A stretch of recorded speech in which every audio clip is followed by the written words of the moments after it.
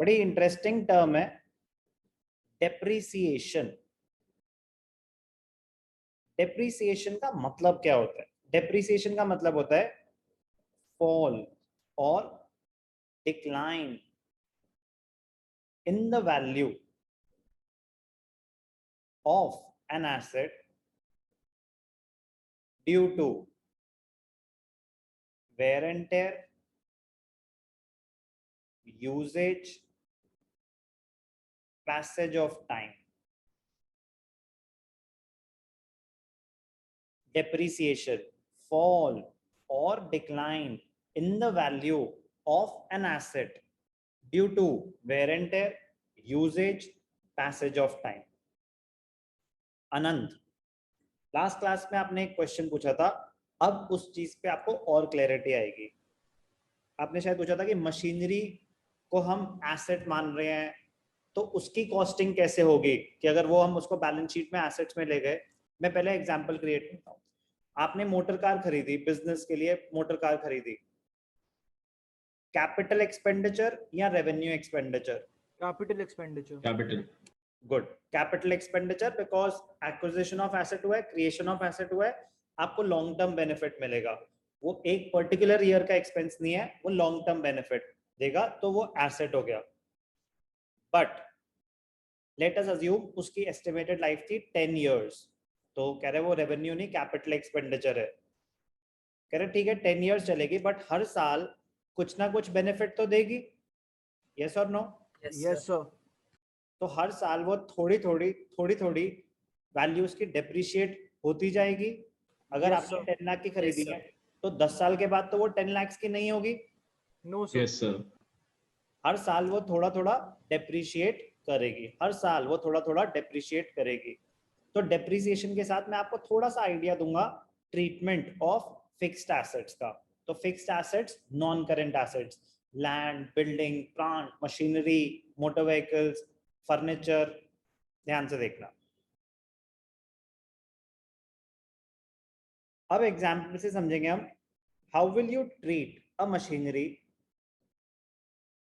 how will you treat a machinery worth rupees 10 lakh purchased on 1st April 2020 while preparing accounts?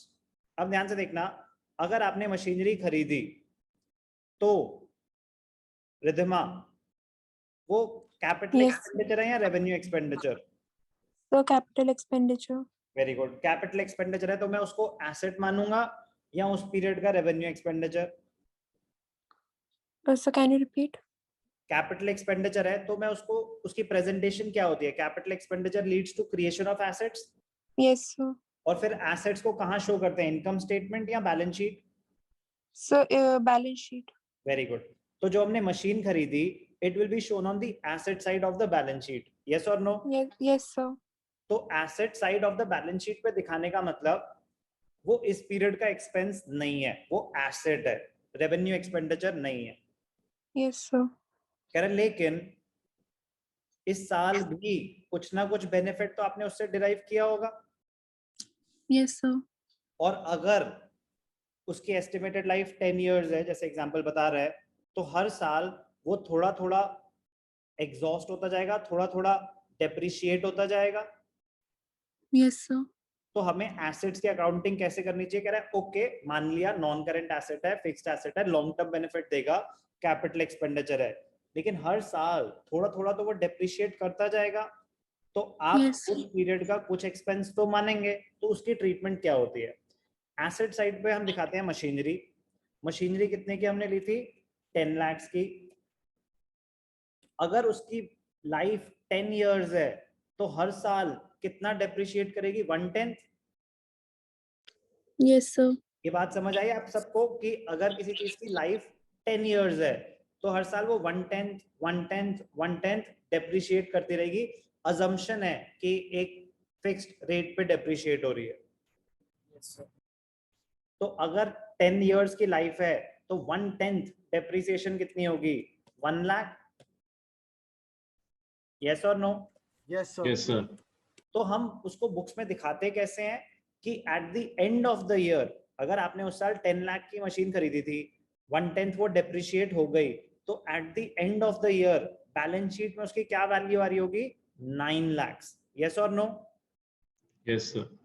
और 1 लाख जो उसका benefit exhaust हो गया, जितनी वैल्यू उसकी डेप्रिशिएट हो गई, कुछ आपने उससे कोई एसेट था 10 साल आप यूज करने वाले थे, तो 1/10 बेनिफिट तो आप उसका एग्जॉस्ट कर चुके हो, डिराइव कर चुके हो उससे 1/10 बेनिफिट। Yes sir. तो जो वो 1/10 बेनिफिट आप डिराइव कर चुके हो वो करंट पीरियड का एक्सपेंस माना जाएगा। तो करंट पीरियड का एक्सपेंस उसको बोलते हैं डेप्रिसिएशन फॉर फिक्स्ड एसेट्स। तो डेप्रिसिएशन 1/10, तो 1 लाख का जो डेप्रिसिएशन है वो कहां चला जाएगा? It will be debited to profit and loss account. तो what is depreciation? It is the fall in the value of an asset due to wear and tear. तो हम मशीन को तो एसेट मानते हैं, बट हर साल जितना उसका रेट ऑफ डेप्रिसिएशन होगा, 10% है तो 10%, 20% है तो 20%, वो हमें क्वेश्चन बताएगा हर साल वो कितना डेप्रिशिएट होता जा रहा है, वो उस पीरियड का एक्सपेंस होगा। क्लोज करूंगा इस चीज को। आपने मशीन खरीदी, कैपिटल एक्सपेंडिचर, बट उस पे जो हर साल डेप्रिसिएशन आप चार्ज कर रहे हो, that is a revenue expenditure, क्योंकि वो उस पीरियड से रिलेट करता है। तो रेवेन्यू एक्सपेंडिचर वो एक्सपेंडिचर होता है जो एक पर्टिकुलर ईयर से रिलेट करता है, उसका बेनिफिट उस पीरियड में एग्जॉस्ट हो गया है। Meaning of depreciation and treatment of depreciation clear? Yes sir. Sir but after 10 years ये एसेट एग्जॉस्ट हो जाएगा ना? वो उसके बुक्स में उसकी वैल्यू 0 हो चुकी होगी। अब वो तो हो सकता है कि 5 साल बाद ही वो यूजलेस हो चुका हो, तो आप उसको बेच दोगे। वो होता है सेल ऑफ फिक्स्ड एसेट्स, पूरा एक चैप्टर है उस पे डेप्रिसिएशन अकाउंटिंग, जिसमें सिखाते यही है कि आपने 2-3 साल एक मशीन यूज करी, फिर आपकी बुक्स में उसकी कुछ वैल्यू आ रही थी तो आपने बेच दी, तो उसकी ट्रीटमेंट क्या होती है। वो बहुत ही ज्यादा इंपॉर्टेंट एस्पेक्ट है और बहुत बड़ा एस्पेक्ट है। तो yes, it will be covered in detail, उसमें पूरा एक चैप्टर है ट्रीटमेंट ऑफ फिक्स्ड एसेट्स और डेप्रिसिएशन अकाउंटिंग। अभी आपको ये बताया गया कि जो आप एसेट्स परचेज कर रहे हो that is a capital expenditure, but उस पे जो हर साल डेप्रिसिएशन चार्ज होगी, तो मीनिंग ऑफ डेप्रिसिएशन बताया और ट्रीटमेंट बताई कि जो डेप्रिसिएशन है that is a revenue expenditure and that will be debited to the income statement, profit and loss account to be specific, to be precise. Sir, बोलो। if we are buying a product for reselling it, sir, उस पे भी depreciation charge लगेगा? No. Treatment of fixed assets. Fixed assets का rule ही यही है, which was purchased for own use. Something which you are purchasing for the purpose of resale, वो तो आपका फिक्स्ड एसेट की कैटेगरी में आएगा ही नहीं। चाहे आप मशीनरी डीलर हो और आपने मशीन ही खरीदी मशीन बेचने के लिए। हमने एसेट्स की डेफिनेशन करी थी, ध्यान से देखना। नॉन करंट एसेट्स में जब हमने फिक्स्ड एसेट्स पढ़े थे, आपको रिवाइज कराता हूं।